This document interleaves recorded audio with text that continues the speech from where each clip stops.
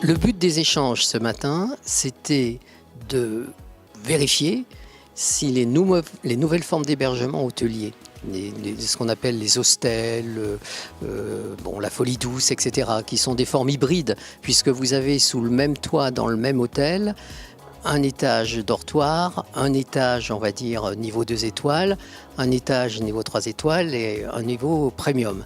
Donc, est-ce que ces nouvelles formes d'hôtels qui sont issues du milieu urbain, qui sont en train de s'implanter à la montagne, est-ce que ces nouvelles formes d'hôtels répondent aux attentes des clientèles étrangères et françaises et permettent de renouveler la clientèle montagne? Du fait que des banques, et le témoignage du Crédit Agricole qui a monté un pôle montagne l'illustrait bien, c'est que finalement ils ont compris que l'intérêt c'était d'avoir aussi une vision globale de ce qu'est l'écosystème d'une station. Le Crédit Agricole a témoigné en disant qu'ils faisaient partie du tour de table et souvent ils étaient d'ailleurs administrateurs des remontées mécaniques et que ça leur permettait d'avoir une vision globale de ce qui se passe dans une station, de son positionnement, des opportunités de marché et du rythme finalement avec lequel on va pouvoir justement amener de nouvelles offres et de nouvelles formes d'hébergement. Nos clients ont le choix de partir au ski chez nous ou de partir beaucoup plus loin. Donc il faut qu'on arrive à bouger. Donc première des choses, être très ouvert sur l'international, comprendre les enjeux de demain. Nos formats de clients, il y a évidemment le français, mais il y a aussi l'allemand, il y a aussi le chinois, il y a le russe, etc.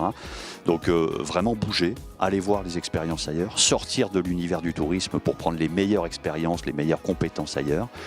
Et puis se dire tout simplement soi-même, qu'est-ce que j'aurais envie de faire pour pouvoir adapter finalement notre propre envie à notre produit touristique que nous allons offrir demain à nos clients. Comment va se gérer la transition en fait entre ceux qui ont l'hôtellerie traditionnelle et ceux qui vont aller vers ces nouveaux types d'hôtels? Est-ce qu'on va avoir une transformation de certains hôtels, une adaptation? C'est pas toujours évident. C'est pas toujours évident, les opérations qu'on voit, soit on est sur du neuf, soit on est sur de la rénovation complète en fait de l'établissement avec un nouveau repreneur. Ça nécessite aussi des mobilisations de capitaux, mais on a vu que les banquiers sont aussi là pour accompagner cette transition. Mais ça nécessite aussi un changement de mentalité. Faut oser aller de l'avant, je pense, en France. On a tous les moyens, en tout cas, pour le faire, quoi.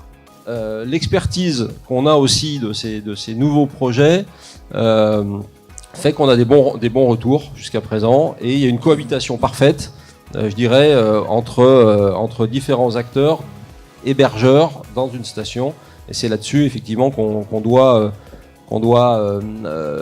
apporter notre soutien, tant en tant qu'actionnaire ou foncière qu'en tant que banquier, parce que la richesse et la diversification dans la station fait qu'on rayonnera de plus largement et faire cohabiter un Club Med qui a un rayonnement international avec un coup de projecteur important du monde entier sur cette station avec de l'hébergement plus traditionnel familial, ça a du sens.